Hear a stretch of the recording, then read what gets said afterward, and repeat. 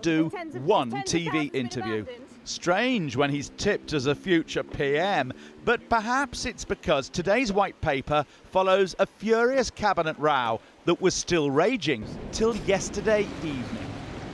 Immigration was at the heart of the 2016 referendum, with the promise that Brexit would let Britain control its borders again. Brexit, it was said, would end freedom of movement here, the right of EU citizens to work anywhere in the European Union. And the PM visiting Heathrow this afternoon without Sajid Javid says cutting net migration to tens of thousands is still her goal. We have a great record as a country in welcoming people who have made a huge contribution to our country, who've come here, who've migrated here, made a huge contribution, and who will continue to do so in the future. But this does enable us to ensure that we are attracting the brightest and the best, that we're keeping net migration down to sustainable levels, the tens of thousands, and that we have a system that is fair to working people. With the end of freedom of movement here at the end of 2020, Britain will treat EU migrants just the same as those from the rest of the world. For skilled migrants, there'll be no cap on numbers, and they can come here if sponsored by an employer. Skilled workers will be defined as having qualifications equal to A-level or better, and on a minimum income, which is suggested should be £30,000 a year, though some ministers think that's too high, and the government will now consult on it. Unskilled migrants, in contrast, will, until 2025, be allowed to come here for just 12 months before having to return home for a year-long cooling-off period before they can apply again. This pub in St Albans in Hertfordshire is one of a chain of gastropubs not far from London. The owner says his business would suffer from both the 12-month limit on unskilled migrants and the 30,000 income threshold on skilled foreign labour. I think we couldn't afford to offer everybody a starting pay of that. We need people to come in to more junior roles, and then as their skills go up, then they are likely to progress way above 30,000. But you need people coming in at all different levels. You then add to that sort of making the visas challenging and difficult to get. Well, those people are going to head to Germany and Norway and elsewhere and not come to this country where we need them. These European staff, here under freedom of movement, fear they'd never have been let in under the new regime.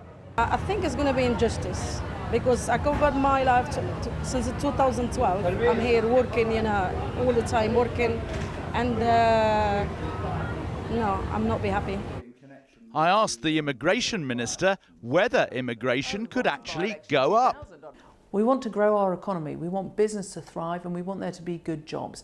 The Migration Advisory Committee has indicated that there shouldn't be a cap on high-skilled workers, but equally we want to make sure that at the lower skill level that we're not bringing in cheap labour from overseas, when we should be making sure that there is opportunities for young people in the UK. But a lot of employers need unskilled labour. Well, they do, and they should be seeking to reduce our youth unemployment still further. We've done a great job halving it since 2010, but actually there's still more work to go.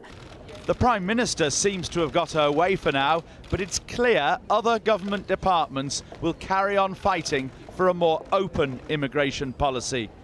Things may not be settled until after Theresa May's own promised departure. Now, one of the sectors which relies heavily on lower skilled workers from abroad, especially the EU, is social care. And employers have warned they'll find it hard to adapt and fill vacancies when freedom of movement comes to an end. There's already a shortfall of around 90,000 care workers in the UK.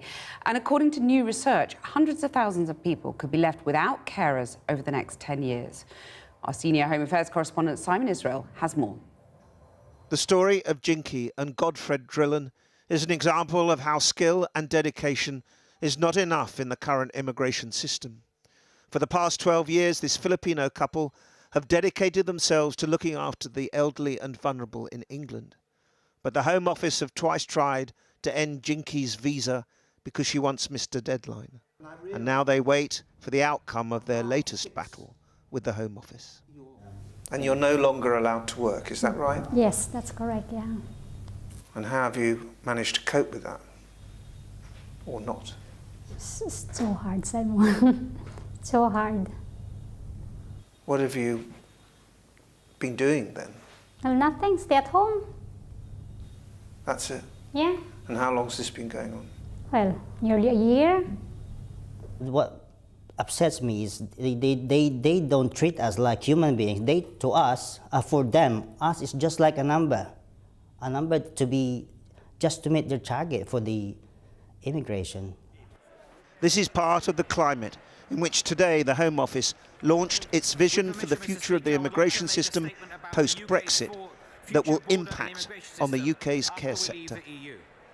New research suggests that more than 30% of England's adult residential care jobs risk being left unfilled in 10 years' time, and that translates to 850,000 people left without care.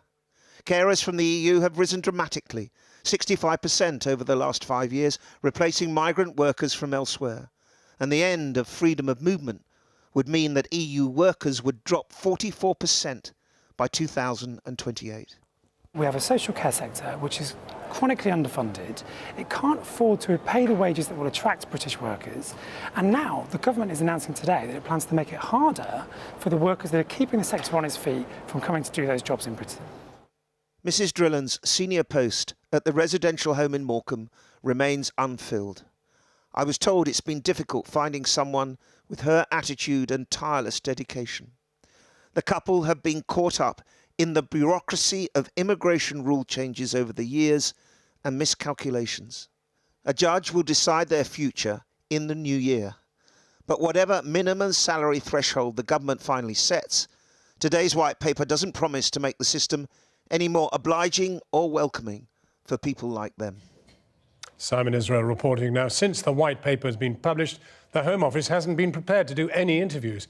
But in Westminster is our political correspondent, Michael Crick. Michael, what does the government think it's accomplished today? Well, to actually get the white paper published is quite an achievement given all the delays we've had, although it's been pretty chaotic today. I mean, they were raving about it until early yesterday evening. There are misprints in the document. There's confusion still in the Home Office over aspects of the policy, and there are still a lot of debates to be had. As for the critics, the business groups have come out today, the CBI, the house builders, the British Chambers of Commerce and others condemning it. Labour, Diane Abbott said that the white paper was a very alarming prospect for most employers. And Diane Abbott said that high-skilled does not mean high pay. Most skilled workers earn less than £30,000. Although, of course, Labour's in difficulty on this because, of course, they too want to get rid of freedom of movement. The Scottish First Minister, Nicola Sturgeon, said it would have a very damaging effect on the Scottish economy. Michael Crick at Westminster. Cathy. Well, the European Union says it started making plans to deal with the disruption if there's a no-deal Brexit, describing it as a damage limitation exercise.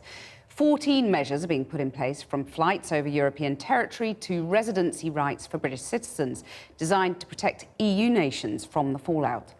Here, business leaders say they're watching in horror as politicians focus more on infighting than making proper plans for the future. Here's our business editor, Siobhan Kennedy. For this haulage firm in Dartford, it's all in the name. Its entire business is dedicated to moving goods between the UK and mainland Europe. Hundreds of lorries crisscrossing every day. So from this trucker's point of view, a no deal is a big deal. I think the only thing we can do is start preparing for it. Yes, it makes me quite angry, but we are where we are. They've already forked out £2 million on contingency planning, more space in the warehouse if goods are held up. And now the hunt for customs staff to help handle the inevitable avalanche of paperwork in the event of a no deal. But it's not just about them. Your business relies on all sorts of small and medium manufacturers whose goods you're transporting in those trucks, all being totally across the changes they need to make. Is that going to happen? I'd be very surprised if it happened. I imagine it definitely will not happen. I would have thought the wider economy will not be ready. And nor will the EU, it said today, as it spelt out its contingency plans. In a case of no deal scenario, of course, doing some preparation to minimise damage is better than not doing any preparation at all. But that preparation, it stressed, would be basic and time limited. 14 areas are covered in today's no deal announcement. It's said to protect the vital interests of the EU. Lorry drivers will be allowed to drive on the continent for an additional 9 months without a permit. A bare-bones aviation agreement will let British airlines fly in and out of Europe, but not within it. There were some concessions too on financial services, but in all, the EU emphasised the measures will not mitigate the overall impact of no deal and cannot replicate the benefits of EU membership. Any no-deal concessions from the EU are, of course, welcome, but just look behind me. All these thousands of products from up and down the UK rotate in and out of this warehouse in less than 10 hours. 120 of these lorries crisscross the channel every single day.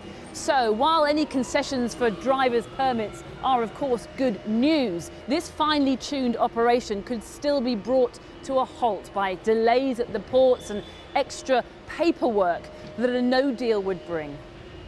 Because that much was made clear by the EU today after it made no concessions for potential chaos at British ports and stressed that all goods passing through hubs like Dover would be subject to inspections and customs duties from day one if the UK leaves the EU with no deal.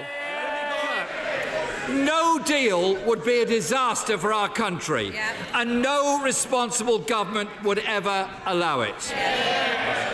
If the right honourable gentleman doesn't want to see money being spent on no deal, he's got an easy answer. Vote for this deal.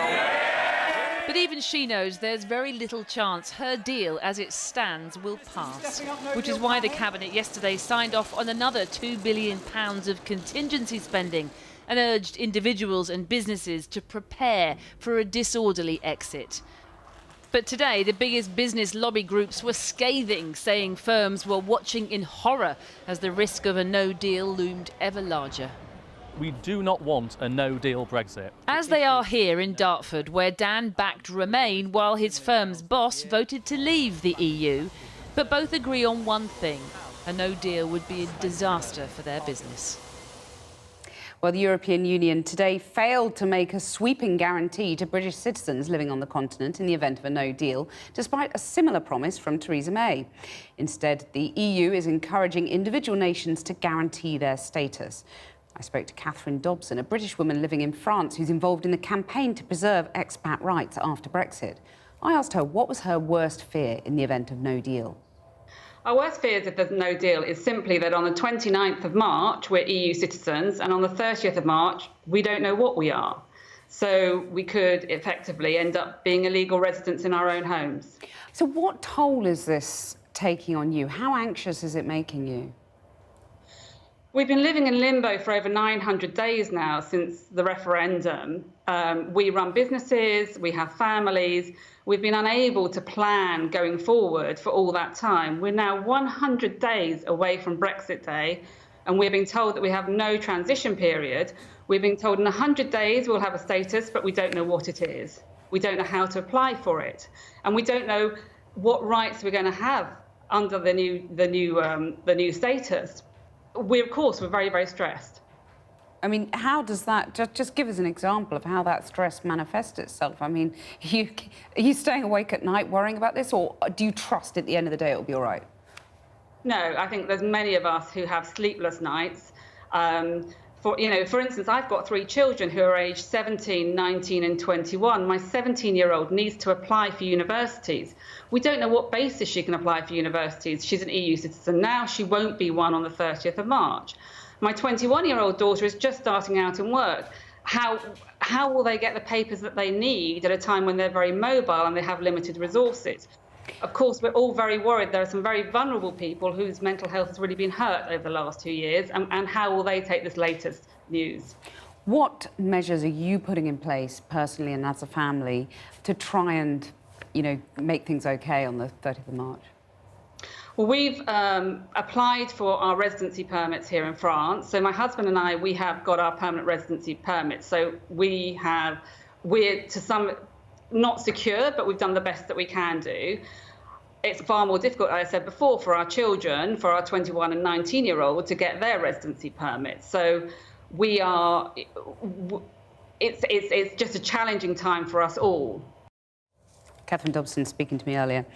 Well, joining me now from Dublin is Irish Senator Neil Richmond from the ruling Fine Gael party. Mr Richmond, how severely do you think Ireland would feel the impact of no deal?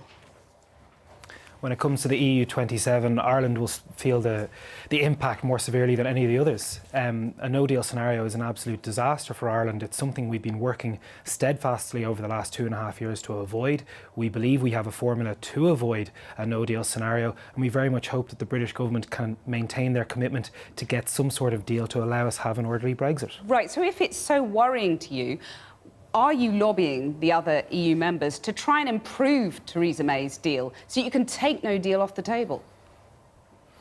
We've done that intensely. We've got a deal. The negotiations went on for just under 2 years. This is the best deal that can be offered by the European Union, that has a number of concessions from our side and indeed has been met by concessions on the British side. Yes, but what Theresa May has asked for has been too vague. But if you're so, hang on a sec though, but if you're so worried about the disaster, as you put it, of no deal, isn't now the time to persuade the other EU leaders to come back with an improved version of Theresa May's deal, because time's running out?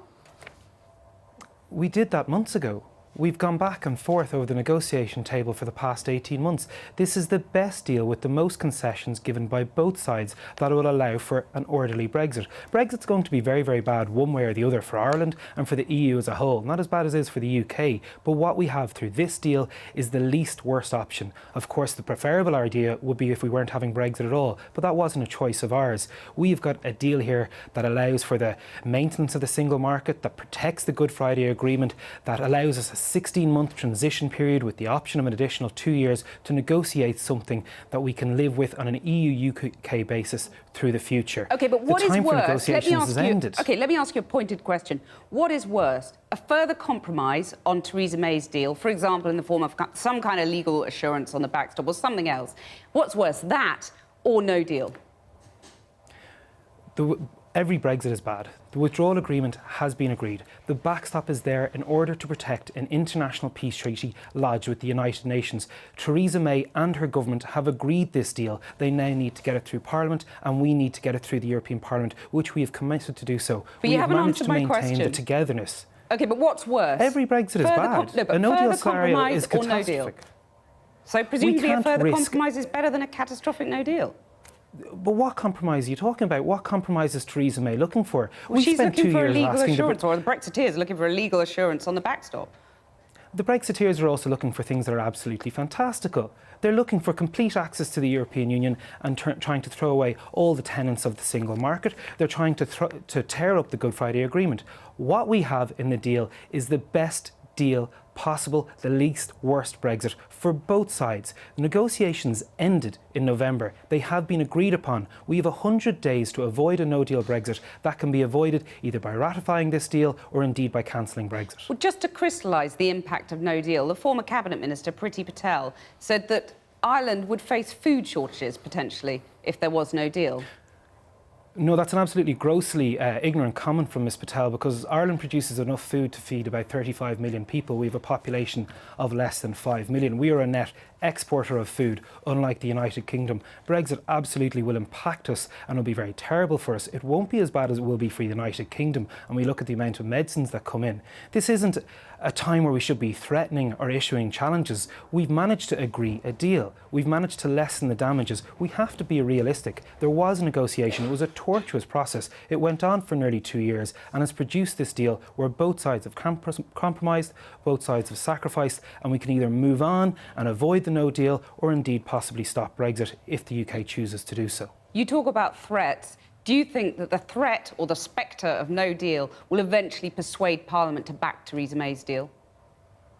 From our vantage point, it's getting the deal through the European Parliament when it votes to give assent on the 12th and 13th of March. Theresa May gave a commitment at the European Council that she'll bring this through the British system. She's already got it through her cabinet. Now it has to go through Westminster. I have to underline, there are no more negotiation time periods available.